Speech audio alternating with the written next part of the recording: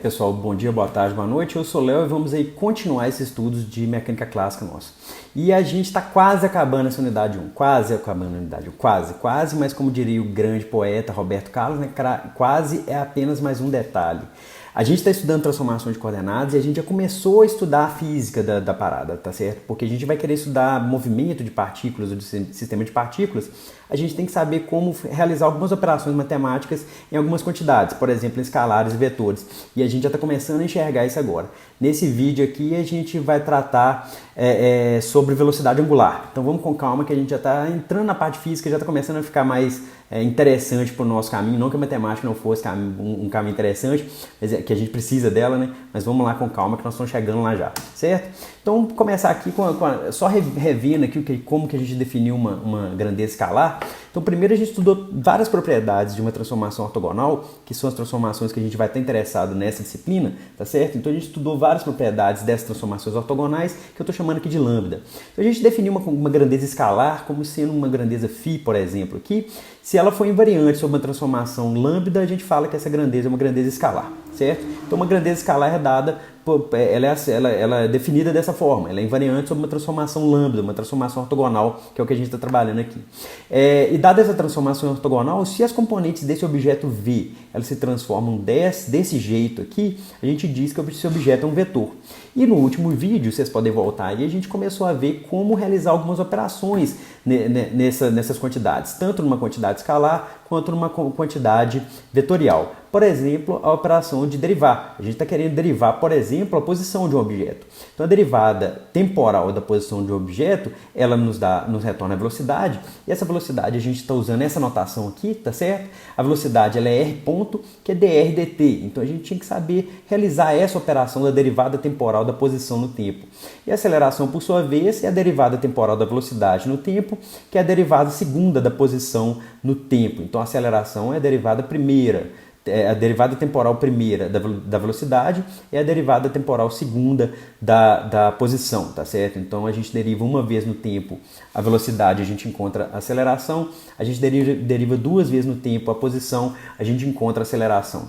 E a gente viu no último vídeo que em coordenadas polares a posição é dada por esse camarada e pelo fato desse vetor unitário ER não ser constante no tempo, a velocidade ela é dada por esse camarada aqui. Eu deixei de parar a casa para vocês acharem a aceleração em coordenadas polares, que é dada por essa equaçãozinha aqui, tá certo? E aí a gente pode discutir depois qual é o significado físico desse termo aqui, da aceleração radial e da aceleração angular aqui, tá certo? Então, depois a gente pode discutir isso no momento síncrono.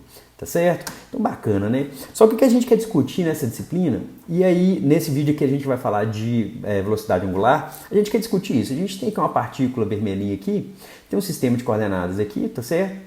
Esse vetor verde aqui é o vetor posição da partícula, e a vetor posição da partícula, à medida que a partícula está percorrendo essa trajetória aqui, ó, o vetor posição ele pode ir fazendo alguma coisa assim, ó, num tempo posterior ele vai estar aqui, depois ele vai estar aqui, depois a partícula vem para cá, depois vem para cá, e assim por diante, tá certo? A velocidade da partícula ela é sempre tangente à trajetória. Por quê? Porque a velocidade é a taxa de variação da posição no tempo, tá certo? Então, ela vai ser tangente à trajetória. Então, a velocidade da partícula é sempre tangente à trajetória aqui. E a gente pode notar o seguinte, que se eu pegar para cada um desses intervalos aqui, ó, se eu tenho cada um desses intervalos aqui, se eu pegar num tempo infinitesimal, eu posso pegar que a partícula ela está percorrendo um pequeno arco de circunferência nesse ponto que vai estar percorrendo um pequeno arco de circunferência, nesse ponto aqui e assim por diante.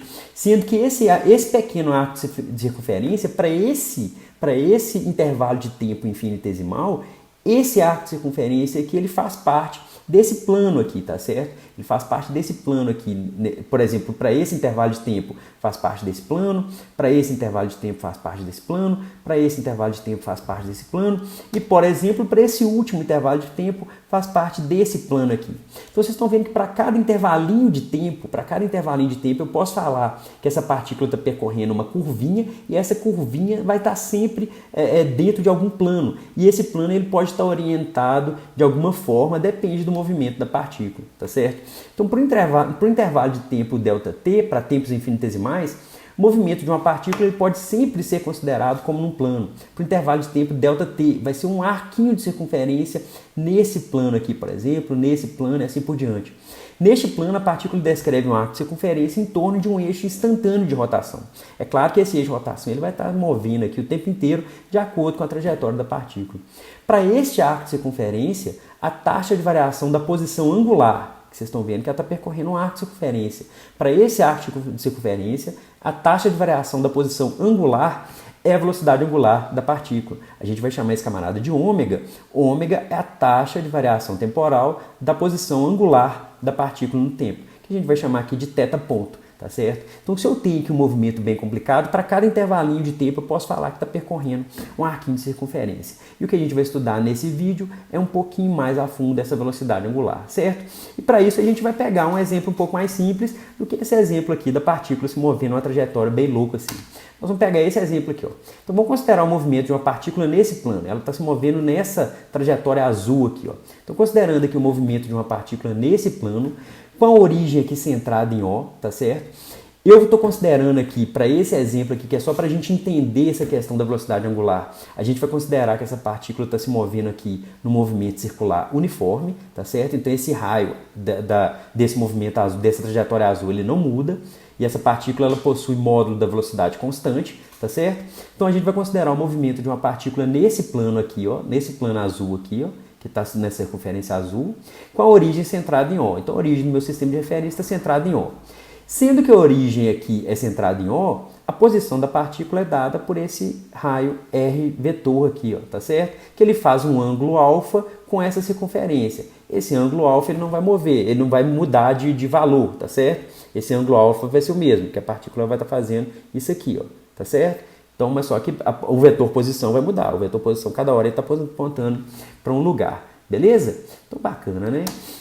Então, vamos ver aqui, ó. O que é a taxa de mudança na posição é o quê? A taxa de variação da posição é justamente a velocidade. Então, velocidade é o quê? É R ponto, tá certo? É a mesma coisa que a gente viu lá atrás, no último vídeo. Beleza. E a velocidade instantânea em módulo, isso a gente via lá na física 1, a velocidade instantânea para o movimento circular uniforme, ela vale justamente o raio desse círculo vezes ômega, tá certo? Então a velocidade instantânea em módulo, ela vale R vezes ômega. Que por sua vez, se a gente analisar nesse desenho aqui, ó, o que é R? R é justamente o módulo desse vetor R vezes seno de alfa, tá certo? Se a gente pegar aqui que esse camarada aqui, ó, é R também, ó, que eu tracejei aqui, ó, isso aqui também é R, tá certo? Então aqui, ó, esse camarada aqui é R. Opa, R. Então esse camarada que eu tracejei ali é R. Então bacana. Se esse camarada que eu tracejei aqui também é R é igual a R seno de alfa, certo? Então eu vou substituir aqui, ó. Então a velocidade instantânea dessa partícula que se move nesse movimento circular uniforme nessa trajetória azul, a velocidade instantânea dela é R vezes ômega. Isso é lá da física 1. Eu posso deixar linkado aí na descrição um vídeo meu também que trata o movimento circular uniforme, que vai dar para vocês relembrarem isso. Então a velocidade instantânea é R vezes ômega. R, por sua vez, é R seno de alfa. Então eu posso escrever o módulo da velocidade instantânea desse objeto aqui, que está nesse movimento circular uniforme, eu posso escrever dessa forma. R seno de alfa vezes ômega, certo? Até aí bacana, vocês anotam isso aí, até aí bacana. Show de bola. Mas se a gente define, se eu quiser definir um vetor ômega, se eu quiser definir esse vetor ômega, tá certo? Esse vetor ômega é esse camarada aqui, ó. É esse camarada aqui, ó. É esse sujeito aqui, tá certo? Que eu circulei ali. É esse vetor laranja ali, tá certo? Se a gente define esse vetor ômega como na figura aqui, a gente pode ver lá do produto vetorial que a velocidade V dessa partícula é justamente o produto vetorial entre ômega e R. Se a gente pegar aqui ômega e bater em R, vai dar justamente a direção de V, tá certo? Pega a mão direita aí, ó. Se você pega aqui ômega, bate na direção de R, vai dar justamente na direção de V. Essa é a direção desse ômega vetorial com R. E, mais do que isso, a gente lá no vídeo de produto vetorial, a gente tinha visto que o módulo do produto vetorial era justamente o quê? O módulo desse produto vetorial do vetor ômega com produto vetorial com esse vetor posição R é justamente ômega R seno de alfa, tá certo? Onde alfa aqui é o ângulo entre R e ômega. E a gente viu que a velocidade instantânea é o quê? É ômega R seno de alfa. Então vou voltar aqui, ó. Eu quis definir esse vetor ômega dessa forma. Daqui a pouco a gente vai ver por que a gente pode definir esse vetor ômega dessa forma. Eu defini esse vetor ômega dessa forma aqui. E a gente pode ver que o produto vetorial entre ômega e R vai estar sempre apontando na direção da velocidade da partícula, tá certo? Então, o produto vetorial entre ômega e R vai estar sempre apontando na direção da velocidade da partícula. E mais do que isso, ômega vetorial com R tem módulo que o módulo de ômega vetorial com R é ômega Rzinho seno de alfa, onde alfa é o ângulo entre Rzinho e ômega, tá certo? Que é justamente o módulo da velocidade instantânea dessa partícula. Vocês lembram lá de Física 1 que a gente achava a direção da velocidade angular dessa forma? A gente pegava aqui a mão direita, rodava junto com o objeto e a gente tinha o dedão, nos dava aí a direção da velocidade angular. Aqui é a mesma coisa, só que a gente está fazendo um pouco mais rigoroso, tá certo? E a gente vai ficar um pouco mais rigoroso ainda agora. Então, olha só, a velocidade da partícula é igual a ômega vetorial com R, tá certo? Dado que eu defini o ômega dessa forma aqui, ó, tá certo? Mas e aí? Resta responder uma pergunta aqui ainda, né? Por que a gente fala de um vetor ômega ou um vetor velocidade angular? Esse ômega aqui é justamente esse ômega aqui, ó, é justamente a velocidade angular que eu estou chamando aqui no título, tá certo? Esse ômega é justamente a velocidade angular que eu estou chamando aqui no título. Mas aí resta uma pergunta, né? Por que a gente fala de um vetor ômega, mas não um vetor para rotação finita? Lá na Física 1 a gente faz um negócio que é engraçado. A gente faz sempre a rotação de um objeto, né? De um livro, né? Então peguei aqui o livro, aqui, ó, um livro aqui para lembrar o George Martin de escrever o sexto e o sétimo, né? Do Guerra dos Tronos. Não sei se está dando para ver, eu acho que está invertido. Esse aqui é o Guerra dos Tronos, o livro 4. Eu vou fazer duas coisas aqui com esse livro, não sei se vai dar para mostrar aí, mas eu vou fazer duas coisas aqui, ó. Eu vou fazer uma rotação aqui em cima e depois eu vou fazer uma rotação aqui embaixo, assim, ó. Então eu vou fazer uma rotação para cá e depois eu vou fazer uma rotação para cá. E depois eu vou fazer invertido, eu vou fazer essa rotação aqui e depois essa rotação aqui. E aí a gente vê qual que é o resultado. Lá na Física 1 a gente sempre faz esse tipo de situação para mostrar que a rotação não comuta e com isso esse camarada não é um vetor. Mas vamos tentar, depois nós vamos tentar demonstrar isso mais rigoroso. Então qual que é a ideia aqui? Ó? Eu tenho esse livro aqui, eu vou fazer uma rotação assim, ó, dessa forma. Então eu vou rodar para cá, rodei. Ficou com essa parte aqui para frente, certo? Agora eu vou fazer uma rotação assim, ó. Então rodei assim, esse livro ficou assim, ó. Então dá um print aí e decora. Ele tá assim, tá dessa forma, certo? Agora eu vou voltar o livro para a posição original e vou fazer a mesma coisa, só que ao contrário. Eu vou fazer primeiro essa rotação, fiz aqui, fiz aqui, certo? E depois eu vou fazer uma rotação assim, e vou fazer assim. E aí vocês viram que ficou com essa parte aqui do livro para frente. Ou seja, se eu fizer essas duas rotações finitas, com o livro, olha só, eu fiz essas duas rotações finitas com o livro. E vocês viram que o resultado foi diferente, certo? Ou seja, rotação finita não comuta. Se não comuta, esse camarada, a gente não pode dizer que esse camarada é um vetor, dada toda essa conversa que a gente fez de transformação de coordenadas, tá certo? Ele não vai respeitar aquela regra de vetor. Mas e aí, como que a gente pode definir um vetor ômega, mas não pode definir um vetor teta, um vetor rotação finita? É isso aqui, ó. Por que a gente fala de vetor ômega, mas não um vetor teta? Vamos tentar responder isso, né? Para mostrar que esse ômega aqui é um vetor, olha só, esse ômega aqui é o quê? Eu chamei aqui de delta teta para manter a notação, porque não é só um elemento infinitesimal. A gente vai pegar aqui um elemento infinitesimal um pouquinho diferente. Isso aqui é tecnicalidade. Agora a gente não precisa de se preocupar com isso, não. Mas olha só, esse ômega aqui é o quê? Esse ômega aqui é justamente a taxa de variação da posição no tempo, tá certo? É a mesma definição daqui, ó. Cadê? Aqui, ó. Ômega é dθ dt. Só que aqui eu fiz uma notação um pouquinho diferente. Ômega vetor é um dθ dt, tá certo? É um delta θ delta t. Para mostrar que esse camarada aqui, ó, que esse ômega aqui, ó, é um vetor, o que a gente tem que fazer? A gente tem que mostrar que esse camarada aqui, que esse delta θ é um vetor, tá certo? Se esse delta θ for um vetor, significa que ômega é um vetor. Porque aí a derivada dele com relação a um parâmetro vai continuar sendo um vetor, que é o que a gente já demonstrou no outro vídeo, certo? Quem que é esse delta θ? Esse delta θ é esse vetorzinho aqui em cima, ó.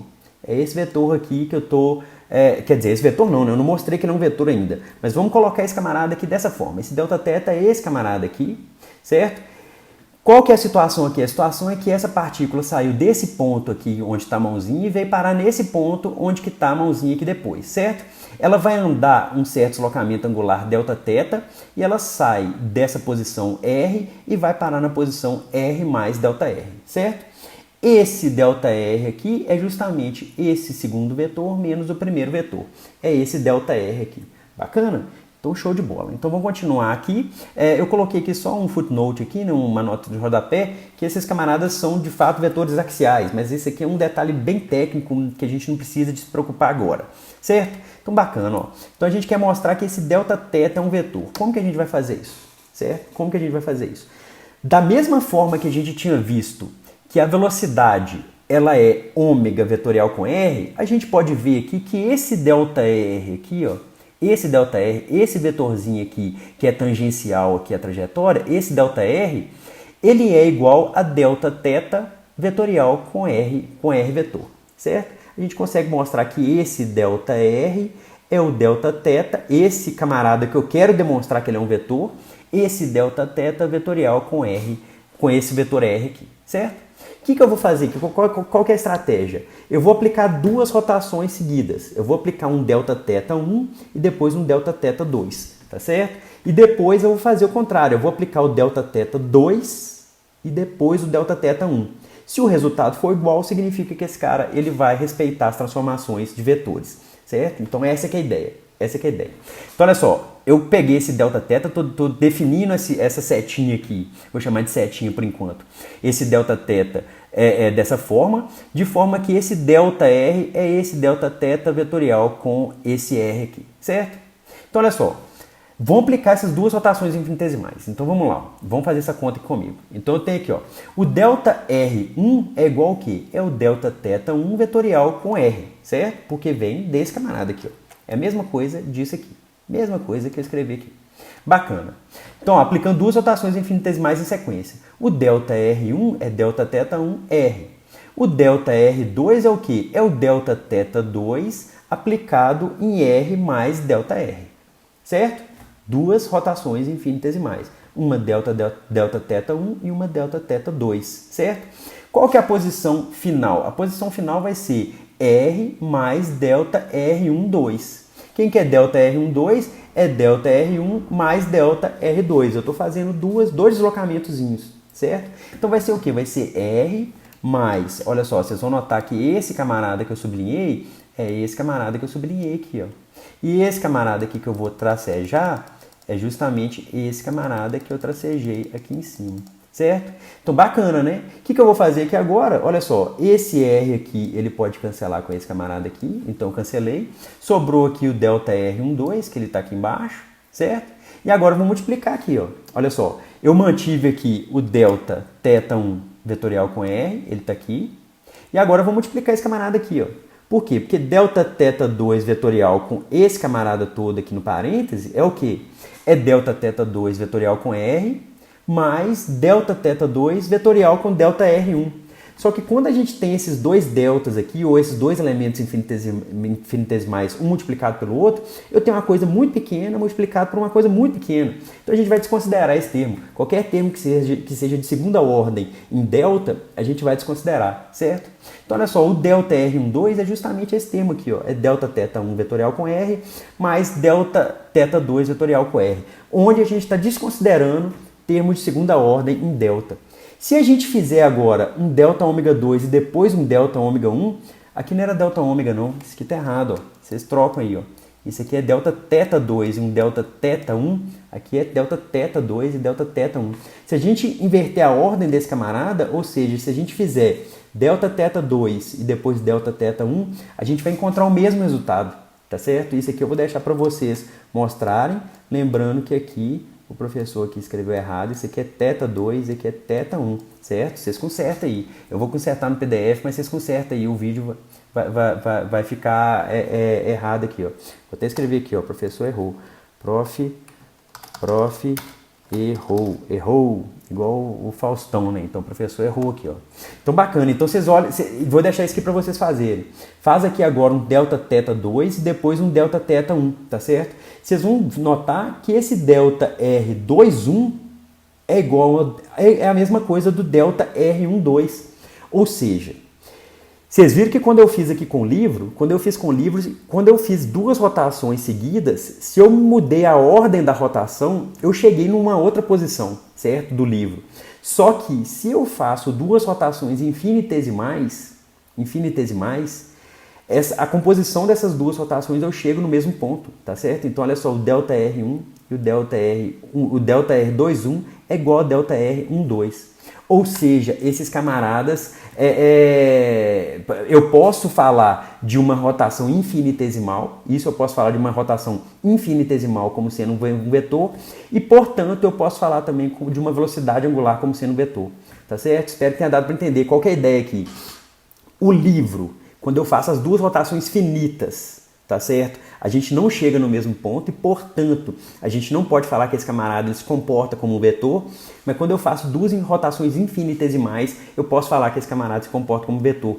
E como essas duas rotações infinitesimais se comportam como vetor, eu posso falar de uma velocidade angular sendo um vetor e também eu vou poder falar de uma aceleração angular como sendo um vetor, certo? Então, olha só, então a gente conclui que essas duas rotações infinitesimais elas se comportam como vetor. Então, dessa forma, a gente pode escrever essa velocidade angular como sendo a taxa de variação dessa posição angular infinitesimal com relação ao tempo. E aí a gente pode fazer o seguinte, a gente pega que a velocidade é o quê? É um delta R, delta T. Aqui a gente pode pensar que é um dr, dt, é a velocidade, a definição de velocidade normal. Isso aqui vai ser o quê? Vai ser um delta θ, delta t, tá certo? Vetorial com R, tá certo? Que é justamente esse camarada que a gente fez aqui em cima, tá certo? Então aí a gente conclui que a gente está concluindo que a velocidade de uma partícula, a velocidade mesmo, ela pode ser escrita como sendo um produto vetorial da velocidade angular com a posição dessa partícula, tá certo? Então a gente conclui exatamente o que a gente estava querendo lá no início, que a gente pode definir uma velocidade angular para uma partícula, uma posição angular, principalmente quando a gente está falando de uma rotação finita, a gente não fala que esse camarada é um vetor, mas quando a gente está falando de uma velocidade angular, a gente pode falar de um vetor, tá certo? E aí a gente define a velocidade angular dessa forma aqui, ó, a velocidade de uma partícula ela é dada pela velocidade angular produto vetorial com R dessa forma. Tá certo? Espero que tenha dado para entender. Qualquer coisa vocês me perguntam, mas tentem voltar aqui, tentem refletir um pouquinho, né, no produto vetorial entre essas quantidades que a gente trabalhou aqui, tá certo? Mas espero que tenha dado para entender. Fica assim, um grande abraço, falou, tchau!